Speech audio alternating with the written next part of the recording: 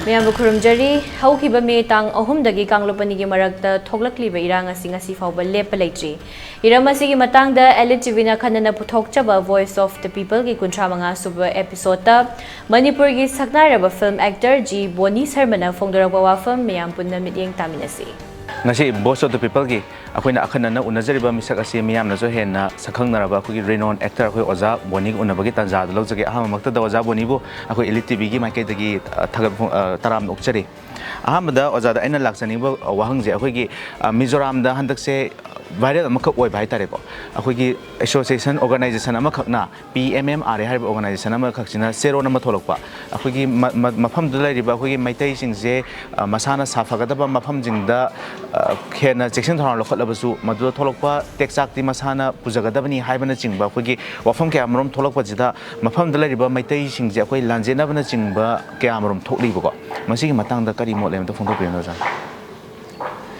yama thamoi sokpa adi akoi hana su dong khange mizo gi involvement je mizo round gi involvement ama yaw ya bi akoi akoi adum ye akoi ji tang irang ji horko matam da ye dum khanga lak ne sigi pose sum mayek cheng dorpa aduga maroina in the government na so state ani lainari bari mari jida akoi gi haksin law da ba man ba pot khara du ure Ozi hariba mogi civil society organization oigadra natraga lanai lup oigada hariba duna adugumba keno kogi threat tawrakpase mitai singda sigi mamangda akoi hogi unu karni mamangda Mizoram gi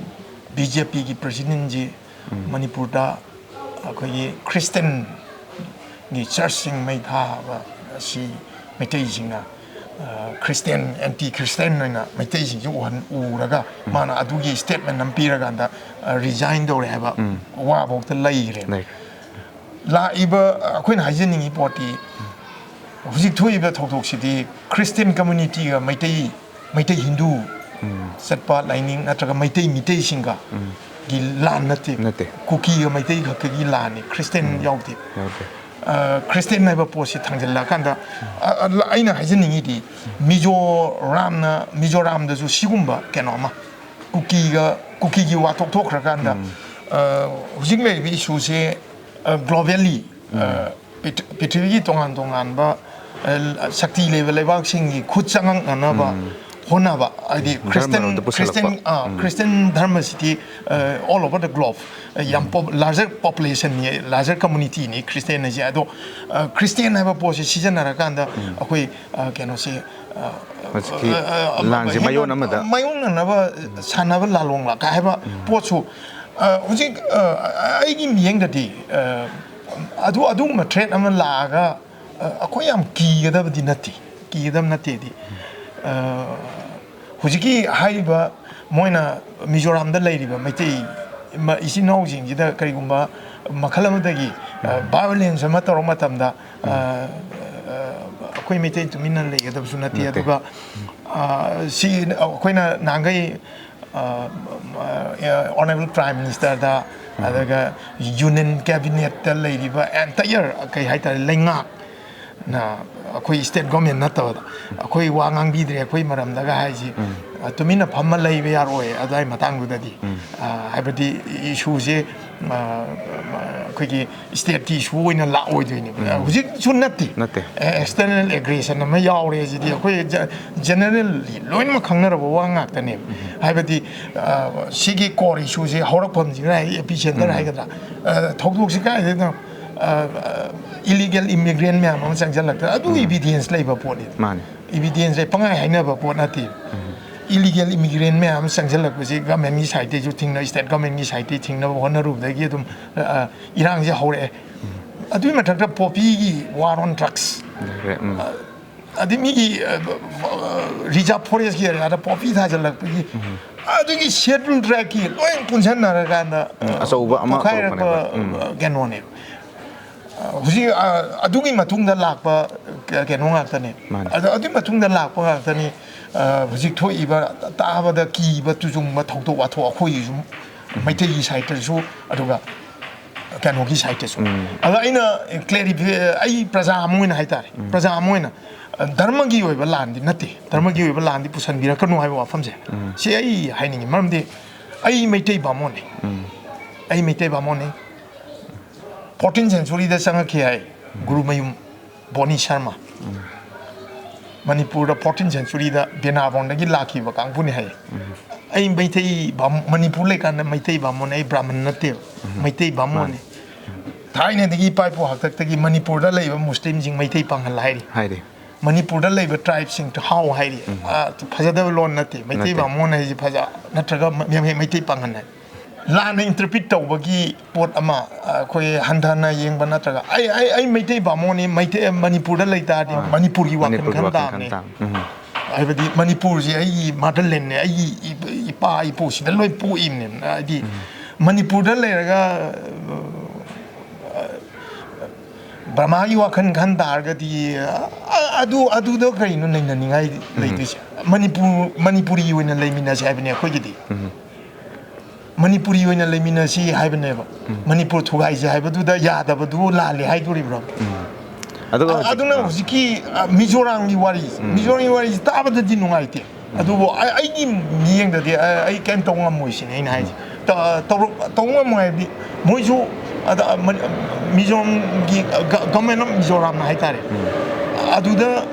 ꯑꯗꯨꯒꯤ ꯋꯥꯗꯣ ꯂꯥꯛ ꯃꯇꯝꯗ section ꯊꯧꯔꯥꯡ ꯂꯧꯐꯝ ꯊꯣꯛꯏ ꯂꯧꯁꯨ ꯂꯧꯔꯝꯒꯅꯤ ꯂꯧꯗꯅ ꯅꯥꯟꯊꯣꯔꯛ ꯇꯥꯔꯒꯗꯤ ꯏꯟꯗꯤꯌꯥꯁꯦ north ꯏꯁꯁꯦ ꯄꯨꯔꯥ ꯌꯥꯝ ꯁꯥꯊꯤꯕ ꯀꯩꯅꯣ ꯑꯃ ꯑꯣꯏꯔꯛꯀꯅꯦꯕ ꯃꯅꯤꯄꯨꯔ ꯈꯛꯇ ꯑꯣꯏꯔꯛꯑꯔꯣꯏꯕ ꯏꯁꯨꯁꯦ ꯑꯗꯨ ꯃꯣꯏꯁꯨ ꯋꯥꯈꯜ ꯈꯟꯕ ꯀꯥꯡꯕꯨꯅꯤ나 ꯑꯩꯅ ꯑꯗꯥꯏꯗꯨꯗꯤ ꯁꯨꯝ ꯑꯩꯈꯣꯏ ꯁ꯭ꯋꯥꯏꯗꯁꯨ ꯄꯉꯥꯡꯗꯤ ꯉꯥꯡꯅꯩꯕꯗꯤ ꯂꯨꯞ ꯑꯃ ꯅꯠꯇ꯭ꯔꯒ ꯀꯩꯅꯣꯝ ꯍꯥꯏꯁꯤꯗꯤ ꯃꯥꯒꯤ ꯄꯦꯟꯗꯕ ꯑꯗꯨꯝ ꯐꯣꯡꯗꯣꯛꯅꯕ ꯉꯥꯛꯇꯅꯦ ꯏꯟꯐ꯭ꯂꯨꯌꯦꯟꯁ ꯑꯃꯗꯒꯤ ꯍꯥꯏꯔꯤꯕ ꯂꯨꯞꯇꯨ ꯏꯟꯐ꯭ꯂꯨꯌꯦꯟꯁ ꯑꯃꯅ ꯍꯥꯏꯕ꯭ꯔꯥ ꯅꯠꯇ꯭ꯔꯒ ꯒꯚꯔꯟꯃꯦꯟ ꯑꯣꯐ ꯃꯤꯖꯣꯔꯥꯝꯅ ꯁꯞꯄꯣꯔꯠ ꯇꯧꯔꯤꯕ꯭ꯔꯥ ꯆꯤꯡꯅꯕꯗꯤ ꯂꯩ ꯃꯔꯝꯗꯤ ꯑꯩ ꯉꯁꯥꯏ ꯍꯥꯏꯖꯩꯗꯅ BJPꯒꯤ ꯄ꯭ꯔꯁꯤꯗꯦꯟ ꯃꯤꯖꯣꯔꯥꯝꯒꯤ ꯐꯣꯡꯗꯣꯛꯈꯤꯕ ꯋꯥꯐꯝ ꯂꯩꯔꯦ ꯍꯥꯏꯕꯗꯣ ꯈ꯭ꯔꯤꯁꯇꯤꯌꯟꯗ ꯃꯩꯇꯩꯅ ꯇꯧꯔꯦ ꯆꯍꯤ 10 ꯍꯦꯜꯂꯛꯑꯕ ꯃꯩꯇꯩꯒꯤ ꯀꯧꯕ꯭ꯔꯨ ꯂꯥꯏꯐꯝ ꯂꯦꯟꯗꯅꯤ ꯂꯩꯔꯤꯁꯦ ꯌꯥꯝ ꯅꯨꯡꯁꯤꯖꯥꯅꯤ ꯑꯩꯈꯣꯏꯒꯤꯁꯦ ꯀꯧꯕ꯭ꯔꯨꯗꯅ ꯑꯩꯈꯣꯏ ꯃꯥꯏꯀꯩ ꯉꯥꯛꯏꯅꯤ ꯏꯄꯥ ꯀꯧꯕ꯭ꯔꯨꯁꯦ ꯑꯩꯈꯣꯏ ꯈ꯭ꯋꯥꯏꯗꯒꯤ ꯂꯨꯅ ꯈꯟꯖꯕ ꯏꯁꯣꯔꯅꯦ ꯑꯗꯨꯒꯤ ꯃꯈꯣꯡꯗꯅꯦꯕ ꯆꯍꯤ 200 ꯍꯦꯜꯂꯛꯑꯕ ꯃꯍꯥꯗꯦꯕꯒꯤ ꯃꯟꯗꯤꯔ ꯂꯩꯁꯦ ꯑꯗꯨ ꯊꯥꯗꯣꯛꯄꯗꯗꯤ ꯑꯩꯈꯣꯏ ꯑꯗꯨ ꯃꯩ ꯊꯥꯗꯣꯛꯇꯅ ꯊꯨꯗꯦꯛꯇꯅ JCB ꯀꯣꯠꯄꯗꯗꯤ ꯑꯗꯨꯗꯤ ꯃꯩꯇꯩ ꯍꯤꯟꯗꯨꯁꯤꯡꯒꯤ ꯅꯠꯇ꯭ꯔꯒ ꯍꯤꯟꯗꯨꯒꯤ ꯅꯠꯇ꯭ꯔꯒ ꯃꯩꯇꯩꯒꯤ ꯁꯣꯛꯇꯕ꯭ꯔꯕ ꯁꯤꯗꯤ ꯈꯨꯜꯂꯪꯅꯃꯟꯅꯦ ꯑꯗꯨꯅ ꯙꯔꯃꯒꯤ ꯑꯣꯏꯕ ꯄꯣꯠꯇꯣ ꯅꯠꯇꯦ ꯈ꯭ꯔꯤꯁꯇꯤꯌꯟ ꯆꯠꯄꯗꯤ ꯑꯩꯈꯣꯏ ꯃꯩꯇꯩꯗꯁꯨ ꯌꯥꯝ ꯂꯩꯔꯤ ꯈ꯭ꯔꯤꯁꯇꯤꯌꯟ ꯆꯠꯂꯤꯕ ꯃꯩꯇꯩ ꯏꯆꯤꯟ ꯏꯅꯥꯎꯁꯤꯡꯗꯣ ꯃꯅꯤꯄꯨꯔ ꯀꯥꯏꯕ ꯌꯥꯔꯣꯏꯅ ꯂꯣꯏ ꯂꯥꯎꯕ ꯉꯥꯛꯇꯅꯦ ꯍꯥꯏꯕ ꯅꯣ ꯙꯔꯃꯒꯤ ꯅꯠꯇꯦ ꯙꯔꯃꯒꯤ ꯂꯥꯟ ꯅꯠꯇꯦ ꯃꯅꯤꯄꯨꯔꯒꯤ ꯏꯟꯇꯤꯒ꯭ꯔꯤꯇꯤꯒꯤ ꯑꯩꯈꯣꯏꯒꯤ ꯑꯥꯏꯗꯦꯟꯇꯤꯇꯤꯒꯤ ꯂꯥꯟꯅꯦ ꯖꯥꯇꯤ ꯑꯃꯒꯤ ꯅꯨꯄꯤ ꯃꯆꯥ ꯑꯅꯤꯈꯛꯄꯨ ꯐꯤ ꯊꯣꯡꯗꯕ ꯃꯑꯣꯡꯗ ꯌꯥꯝꯅ ꯐꯖꯗꯕ ꯃꯑꯣꯡꯗ ꯑꯩꯈꯣꯏꯒꯤ ꯄꯨꯔꯒ ꯆꯠꯄꯒꯨꯝꯕ ꯁꯤꯗ ꯑꯩꯈꯣꯏꯒꯤ ꯑꯣꯅꯔꯦꯕꯜ ꯄ꯭ꯔꯥꯏꯝ ꯃꯤꯅꯤꯁꯇꯔ ꯑꯃꯗꯤ ꯂꯩꯉꯥꯛꯁꯤꯅ ꯌꯥꯝ ꯑꯊꯨꯕ ꯃꯇꯝꯗ ꯑꯦꯛꯁꯟꯗꯤ ꯂꯧꯈꯠꯂꯛꯈꯤ ꯁꯤꯒꯤꯗꯃꯛꯇ ꯑꯩꯈꯣꯏꯒꯤ ꯂꯝꯗꯝ ꯑꯁꯤꯗ ꯂꯩꯔꯤꯕ ꯀꯥꯡꯂꯨꯞ ꯐꯨꯔꯨꯞ ꯅꯥꯏꯗꯅ ꯑꯁꯤꯒꯨꯝꯕ ꯌꯥꯝꯅ ꯐꯠꯇ꯭ꯔꯕ ꯊꯧꯑꯣꯡ ꯑꯁꯤꯕꯨꯗꯤ ꯑꯦꯛꯁꯟ ꯂꯧꯈꯠꯄꯁꯤꯗꯤ ꯍꯥꯏꯅꯤꯡꯉꯥꯏ ꯂꯩꯇꯅ ꯊꯧꯒꯜ ꯐꯣꯡꯗꯣꯛꯏꯅ ꯃꯌꯥꯝ ꯐꯣꯡꯅꯔꯤ ꯑꯗꯨꯒ ꯃꯁꯤꯒꯤ ꯚꯤꯗꯤꯑꯣ ꯐꯨꯇꯦꯖꯀꯤ ꯃꯇꯥꯡꯁꯦ ꯑꯩꯈꯣꯏꯒꯤ ꯄꯥꯔꯂꯥꯃꯦꯟ ꯍꯧꯔꯝꯗꯥꯏꯗ ꯊꯣꯛꯂꯛꯄ ꯑꯗꯨꯒꯤ May 4ꯗ ꯊꯣꯛꯈꯤꯕ ꯊꯧꯗꯣꯛ ꯑꯁꯤꯗ ꯊꯥ 2ꯔꯣꯝ ꯍꯦꯟꯗꯣꯔꯛꯑꯕ ꯃꯇꯝꯁꯤꯗ ꯑꯣꯏꯅ ꯄꯨꯊꯣꯔꯛꯄꯁꯦ ꯃꯁꯤꯁꯦ ꯃꯅꯨꯡꯗ ꯀꯔꯤ ꯑꯦꯖꯦꯟꯗꯥ ꯂꯩꯕꯒ ꯃꯥꯟꯕ ꯃꯗꯨ ꯑꯗꯨꯝ ꯑꯩꯈꯣꯏ ꯂꯣꯖꯤꯀꯦꯜꯂꯤ ꯌꯦꯡꯉꯛꯄꯗ ꯑꯗꯨꯅꯦ ꯑꯩꯈꯣꯏ ꯂꯣꯏꯅꯃꯛꯅ ꯍꯪꯕ ꯋꯥꯍꯪꯁꯦ May 4ꯗ ꯊꯣꯛꯈꯤꯕ ꯊꯧꯗꯣꯛꯅꯤ May 4ꯒꯤ ꯊꯧꯗꯣꯛꯁꯤ ꯀꯩꯅꯣ May 4ꯗ ꯄꯤꯁ ꯔꯦꯂꯤ ꯑꯃ ꯆꯠꯂꯤ ꯆꯨꯔꯆꯥꯟꯄꯨꯔꯗ ꯄꯤꯁ ꯔꯦꯂꯤ ꯆꯠꯄꯗꯕꯨ ꯃꯤꯒꯤ ꯅꯪꯒꯟꯗ ꯁꯥꯖꯩꯅ ꯀꯜꯂꯒ ꯍꯧꯔꯦ ꯑꯌꯨꯛꯀꯤ ꯉꯜꯂꯤꯉꯩ ꯃꯇꯝꯗꯒꯤ ꯃꯊꯪ ꯃꯩ ꯊꯥꯔꯛꯄꯗꯨꯅ ꯇꯣꯔꯕꯨꯡ ꯌꯧꯁꯜꯂꯦ ꯌꯨꯝ ꯃꯩ ꯊꯥꯔꯒ ꯅꯣꯡꯃꯩ ꯀꯥꯞꯇꯅ ꯇꯥꯜꯂꯦꯀꯣ ꯑꯩꯒꯤ ꯌꯨꯝ ꯃꯩ ꯆꯥꯛꯈ꯭ꯔꯒꯕꯨ ꯑꯩꯒꯤ ꯏꯆꯥ ꯁꯣꯛꯑꯒꯕꯨ ꯑꯩꯒꯤ ꯏꯃꯨꯡ ꯊꯨꯒꯥꯏꯔꯛꯑꯒꯕꯨ ꯑꯩ ꯅꯨꯡꯉꯥꯏꯒꯗꯕ ꯀꯅꯥ ꯂꯩꯒꯦ ꯑꯗꯨꯒꯤ ꯍꯧꯔꯛꯐꯝ ꯑꯗꯨꯒꯤ ꯋꯥꯍꯧꯗꯨꯗꯒꯤꯅꯦꯕ ꯂꯥꯛꯏꯁꯦ May 4ꯗ May 4ꯗ ꯁꯣꯟꯗ ꯑꯃꯨꯛ ꯊꯥꯔꯦ ꯀꯥꯡꯂꯨꯞ ꯑꯅꯤꯁꯤ ꯃꯔꯛꯇ ꯑꯆꯧꯕ ꯍꯥꯏꯗꯤ ꯀꯃꯥꯟ ꯂꯩꯇꯦ ꯀꯅꯥꯝꯇꯅ ꯀꯃꯥꯟ ꯇꯧꯈꯤꯗꯦ ꯀꯅꯥꯝꯇꯒꯤ ꯀꯩꯅꯣ ꯅꯠꯇꯦ ꯍꯧꯔꯨꯕ ꯇꯧꯗꯅ ꯄꯪꯊꯣꯛꯇ ꯊꯣꯛꯅꯔꯤ ꯃꯥꯅ ꯑꯅꯤꯡꯕ ꯄꯪꯊꯣꯛꯇ ꯇꯧꯅꯕ ꯄꯣꯠ ꯑꯃꯈꯛꯅꯤ ꯂꯥꯛꯈ꯭ꯔꯤꯕ ꯏꯍꯧꯗꯣ May 4ꯗ ꯊꯣꯛꯈꯤꯕ ꯊꯧꯗꯣꯛꯇꯨ ꯄꯥꯔꯂꯤꯌꯥꯃꯦꯟ ꯐꯝꯒꯗꯕ ꯅꯨꯃꯤꯠ ꯅꯤꯅꯤ ꯋꯥꯠꯂꯤꯉꯩꯗ ꯊꯣꯛꯑꯦ ꯊꯣꯛꯑꯦ ꯄꯥꯔꯂꯤꯃꯦꯟꯁꯤ ꯑꯃꯨꯛꯇ ꯏꯟꯗꯤꯌꯥꯗ ꯌꯥꯝ ꯇꯥꯡꯅ ꯊꯣꯛꯄ ꯊꯧꯗꯣꯛꯅꯤ ꯄꯥꯔꯂꯤꯃꯦꯟ ꯑꯗꯨꯒꯤ ꯋꯥꯍꯧꯗꯨꯅ ꯃꯔꯝ ꯑꯣꯏꯔꯒ ꯏꯟꯗꯤꯌꯟ ꯄꯥꯔꯂꯤꯃꯦꯟꯁꯤ ꯍꯧꯖꯤꯛ ꯐꯝꯗꯕ ꯐꯝꯗꯅ ꯂꯩꯔꯤꯕꯅꯦ ꯑꯗꯣ ꯑꯗꯨꯗꯩꯗꯤ ꯅꯦꯁꯅꯦꯜ ꯃꯦꯗꯤꯌꯥꯁꯤꯡꯒꯤ ꯑꯦꯇꯦꯟꯁꯟꯁꯤ ꯌꯥꯝ ꯍꯦꯟꯅ ꯍꯦꯟꯒꯠꯈ꯭ꯔꯦꯗꯤ ꯑꯗꯨꯒ ꯏꯚꯟ ꯄ꯭ꯔꯥꯏꯝ ꯃꯤꯅꯤꯁꯇꯔ ꯋꯥ ꯉꯥꯡꯉꯝꯗꯕꯐꯥꯎꯗ ꯉꯥꯡꯈꯠꯂꯛꯑꯦ ꯄꯥꯔꯂꯤꯃꯦꯟꯒꯤ ꯋꯥꯡꯃꯗ ꯄ꯭ꯔꯦꯁ ꯕ꯭ꯔꯤꯐꯤꯡ ꯄꯤꯗꯅ ꯑꯉꯛꯄ ꯐꯤꯕꯝ ꯑꯃ ꯑꯣꯏꯌꯦ ꯊꯧꯗꯣꯛꯇꯨꯗꯤ ꯑꯩꯈꯣꯏ ꯀꯟꯗꯦꯝ ꯇꯧꯋꯦ ꯑꯩꯈꯣꯏꯁꯨ ꯅꯨꯄꯤꯒꯤ ꯌꯥꯝ ꯊꯤꯅ ꯅꯨꯡꯉꯥꯏꯇꯦ ꯑꯗꯨꯒꯤ ꯊꯧꯗꯣꯛꯇꯨꯗꯤ ꯑꯩꯈꯣꯏ ꯏꯁꯥꯃꯛꯇꯤ ꯌꯦꯡꯐꯧ ꯌꯦꯡꯗꯦꯗꯤ ꯑꯩ ꯌꯦꯡꯕ ꯅꯨꯡꯉꯥꯏꯇꯦ ꯄꯥꯎꯗꯪ ꯇꯥꯕꯗ ꯇꯨꯆꯨꯡꯕ ꯋꯥꯐꯝꯅꯦꯕ ꯏꯆꯦ ꯑꯅꯤꯗ ꯇꯧꯈ꯭ꯔꯤꯕ ꯊꯧꯑꯣꯡꯗꯣ ꯇꯧꯕꯇꯕꯨ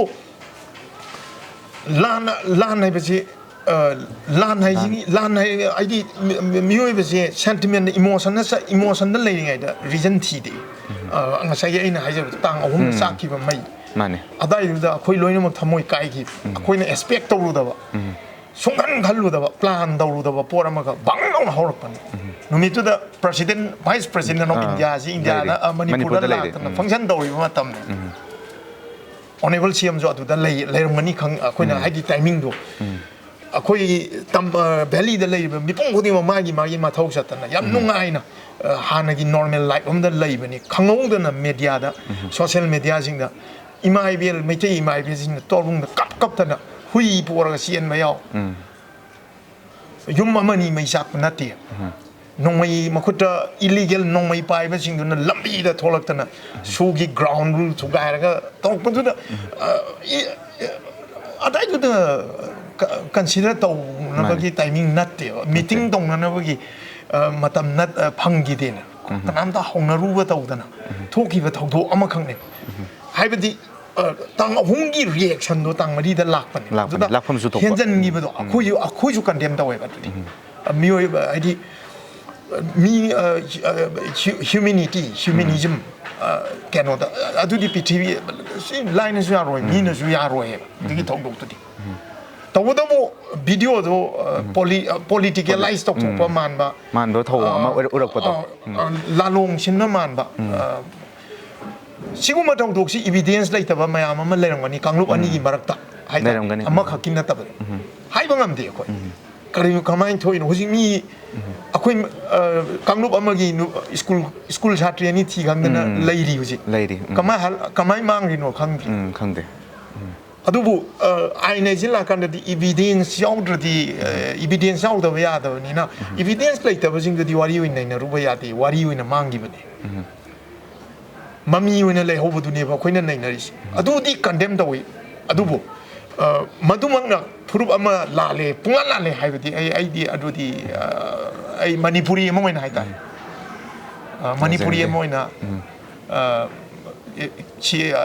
ꯑꯩ ꯏꯔꯝꯗꯝꯅꯤ ꯍꯥꯏꯗꯤ ꯑꯩꯈꯣꯏꯅ ꯂꯣꯏꯅ ꯈꯪꯉꯤ ꯏꯔꯝꯗꯝꯁꯤꯒꯤ ꯏꯁꯤꯡ ꯅꯨꯡꯁꯤꯠ ꯏꯔꯝꯗꯝꯁꯤꯒꯤ ꯀꯜꯆꯔ ꯑꯩꯈꯣꯏꯒꯤ ꯀꯩꯅꯣꯁꯤꯗ ꯑꯩꯈꯣꯏ ꯆꯥꯎꯈꯠꯂꯛꯏꯅꯦꯕ ꯑꯗꯨꯛ ꯍꯛꯅ ꯀꯥꯝꯕ ꯖꯥꯇꯤ ꯅꯠꯇꯦꯕ ꯃꯅꯤꯄꯨꯔꯤ ꯖꯥꯇꯤꯁꯦ ꯑꯦꯟꯇꯥꯌꯔ ꯃꯅꯤꯄꯨꯔꯗ ꯂꯩꯁꯦ ꯐꯨꯔꯨꯞ ꯈꯨꯗꯤꯡꯃꯛ ꯌꯥꯝꯅ ꯀꯩꯅꯣ ꯑꯃꯗ ꯑꯩꯈꯣꯏ ꯁꯤꯗ ꯅꯨꯄꯤꯒꯤ ꯀ꯭ꯔꯥꯏꯝ ꯑꯣꯏꯔꯣ ꯑꯦꯅꯤ ꯀ꯭ꯔꯥꯏꯝ ꯈꯨꯗꯤꯡꯃꯛ ꯃꯄꯥꯟꯗ ꯊꯣꯛꯅꯔꯤꯁꯦ ꯁꯨꯃꯥꯏꯅ ꯌꯥꯝ ꯀꯥ ꯍꯦꯟꯕ ꯑꯃꯇ ꯀꯩꯅꯣ ꯇꯧꯕ ꯅꯠꯇꯦ ꯑꯗꯨꯕꯨ ꯍꯟꯗꯛꯀꯤꯁꯤꯗ ꯑꯩꯈꯣꯏ ꯂꯣꯏꯅꯃꯛ ꯈꯪꯅꯔꯕ ꯋꯥꯐꯝꯅꯤ ꯇꯥꯡ 3ꯒꯤꯁꯤꯗ ꯇꯣꯉꯥ ꯈꯔꯁꯨ ꯑꯗꯨꯝ ꯌꯥꯎꯈ꯭ꯔꯦ ꯇꯥꯡ 3ꯁꯤꯗ ꯇꯣꯉꯥ ꯈꯔ ꯌꯥꯎꯈ꯭ꯔꯦ ꯇꯣꯉꯥ ꯍꯥꯏꯁꯤꯗꯤ ꯀꯅꯥꯝꯇꯅ ꯊꯤꯡꯕ ꯉꯝꯗꯦ ꯇꯣꯉꯥ ꯁꯟꯗꯣꯛꯀꯦꯅ ꯁꯟꯗꯣꯛꯄ ꯑꯣꯏꯗꯕꯁꯨ ꯌꯥꯏ ꯃꯔꯝꯗꯤ ꯆꯤꯟꯅ ꯄꯤꯕ ꯄꯥꯎ ꯍꯥꯏꯁꯤꯗꯤ ꯑꯁ꯭ꯋꯥꯏ ꯌꯧꯈꯤꯕꯗ ꯑꯃ ꯈꯤꯇꯪ ꯊꯩꯗꯣꯛ ꯊꯩꯖꯤꯟ ꯇꯧꯈꯤꯕ ꯀꯥꯟꯗ ꯋꯥꯁꯦ ꯄꯨꯡꯆꯥꯏ ꯆꯥꯏꯈꯤꯕ ꯑꯗꯨꯗ ꯇꯣꯡꯃꯥꯡ ꯑꯃꯠꯇ ꯌꯦꯡꯅꯗꯕꯤꯗ ꯑꯩꯈꯣꯏꯒꯤ ꯌꯨꯝꯃꯩ ꯊꯥꯕꯅꯤꯅ ꯑꯩꯈꯣꯏꯁꯨ ꯊꯥꯔꯦ ꯅꯣꯏꯅꯁꯨ ꯇꯧꯔꯝꯅꯤꯅ ꯑꯩꯈꯣꯏꯁꯨ ꯇꯧꯔꯦ ꯍꯥꯏꯕ ꯀꯥꯡꯂꯨꯞ ꯑꯅꯤꯒꯤ ꯃꯔꯛꯇ ꯂꯥꯛꯈꯤꯕ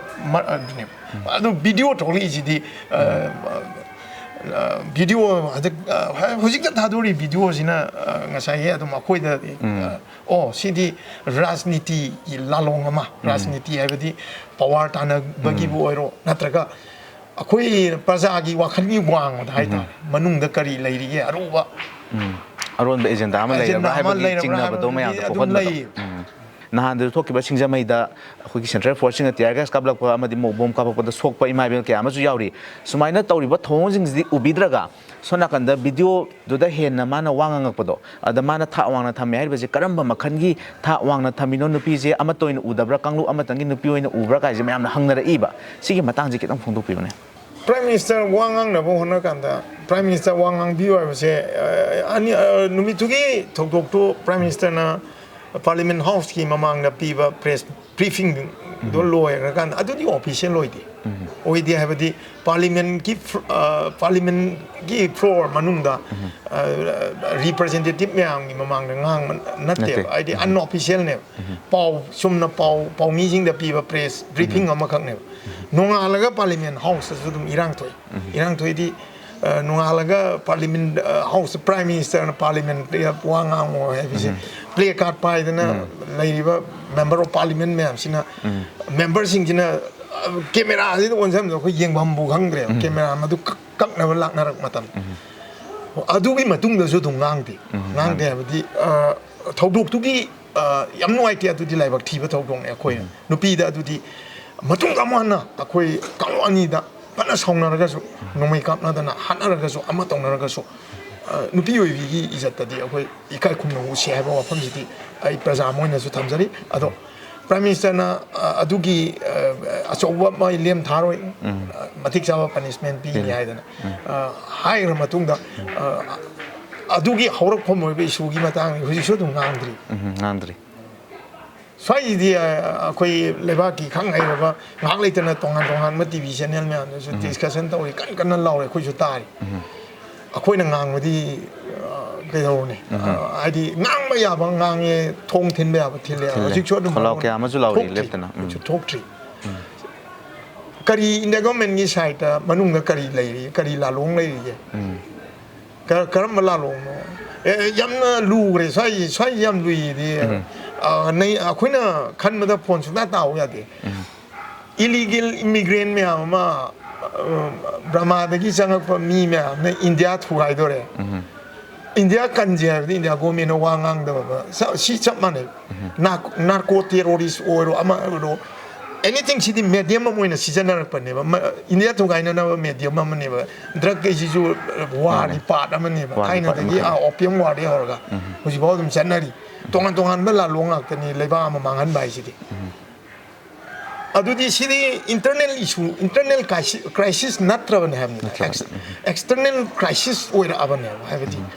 refugee me am changjal laga bo thada chal la di amma tore khunda lai chal le adigi akoi loin tanari ba ngak tani min na ur evidence le ba ngak tani si da union government na wanga ngu ya da ga di kai leina ye manipur ji thuga ra na tra ga mai te group ama si pulap muthat kra majority community je pulap muthat lage noi ji sports person ju am tholi noi di bharat ki mai am pore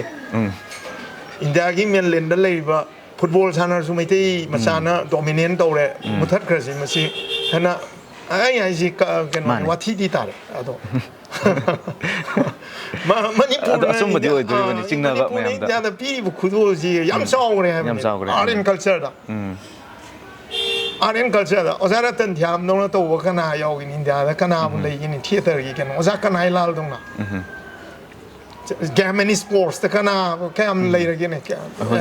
entire India ji da kam lei ra gi ba Manipur na India gi da mak India ji Manipur gi samru ne na law ya yai na khalle ba union government na wangang ta ta ga di sikai no kan ta dre gyan ta dre di mayam da wang ma dum hang le phone samam na ba ma dum le hen ba do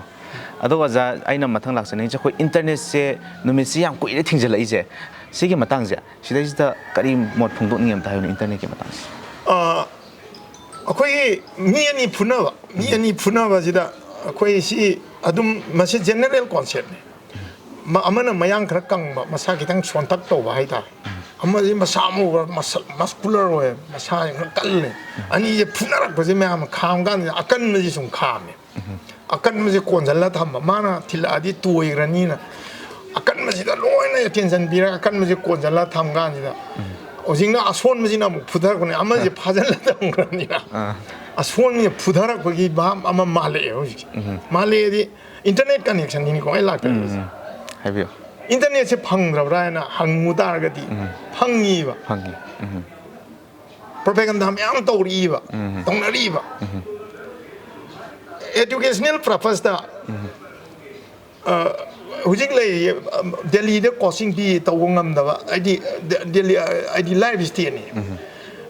Manipur da uji UPSC thagi na khanjari mai roi sing sa mai manungda sa mai 99 go borong ani middle class family mai roi ngak tane experience sing UPSC go MPSC go acho ba keno to ge na khanjari ba ID Delhi IS colony da Patel Chesta madu thagi paisa piraga mahi tamangam da angang me ama civil service ki exam preparation tong no bai da makta Manipur gi lehau si da phammaga paijari ba phone si da gi si internet ki mateng lorga tongan ba institution sing gi online class sing gi yaw jara ga tar ada di set pangam da bani na lai ba oru study material sing je aku ada gi lok jara ga si da preparation to ri ne tha ni henjal la hom ji da IS tha da wa ngang UPSC tha da wa experience na da tha hom mang halak pai si di mangi se karamba furuki kanguno karamba furuki kanguno akhoi di khongbi da thang ai ngasai do akan ma phunani phuna ba akan ma phasal laga achomana phudar e phudar ko gi ba tal lai hojik atop mieng amada yeng tar ga di hoi social media platform jing da authentic oi da ba paw me ama la na hajal laga tonga me ama hajal laga isuji sagalak na ni government na tawri ba period city sina di upai jul lai ro to da bo hajing wadi internet academic professor Padana monitoring Toraga Angang Jinga, Mahiru Sing Data, Satra Singa Pangan View, Mahiru Singi careers lower than Niva, Koyedi lower di COVID na say home among Mangre, then Adugi break Masam Piro Zilaya, Ditadi, a quick Kunai, di lower than Niva. Was it don't institutional labor Mahiru Sing, Altina Water, one. Ano mo inakara kun karor pai masam sudi na tawni na lantho sat ki basungam da ba ano mo yi UPSC ki exam di Manipur gi rang le ye thok yu ha di ya da bani na mo yi career di keno da gi lower class da bi graduate lantho honor jari ba mang para ma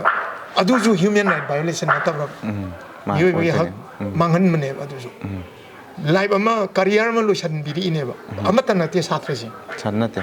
Manipur yam lady aduna internet ki service yam phajana monitor tawra ga haita id institution jing da academic institution jing da darkar oi ba internet ki service ma di adu cd yam maru oi re ha ba wa pham ji ma ga thamjani aduga awai ate gi aina mahiru sing gi angle da haijabani ko atai da so loinong internet jaudri di ya ba di nate business sing aso tawriba khoi work from home kai ma palam daga yum da lei na tawriba myam ju yamna awabam loi oinari ne ba ado jana satra jingi oina smaina sarkar gi maikai da hena special gumba akhogi internet connection am pibiragadi hena nungai jagani kai da ne ba ado loisala budane oja da hangjani je akhogi tholai beirang se da akhoi oja gi mota kari tawragadi akhoi solution porokani kai je akhoi sarkar gi maikai da bo reju kitang mot masam phongdok piyone solution je akhoi political analysis the akhoi intellectual senior citizen jing dai akhoi adum ima IBL jing na mai apa jing na lambi da play card pai da na TV channel to no ba TV channel jing nuti da discussion sing da dum loi hai ro ngak solution je amata samana wa pham ni solution la ke ta ga di illegal immigrant jing ji sanghan ba masi haijali je number 1 akhoi atopa external aggression amana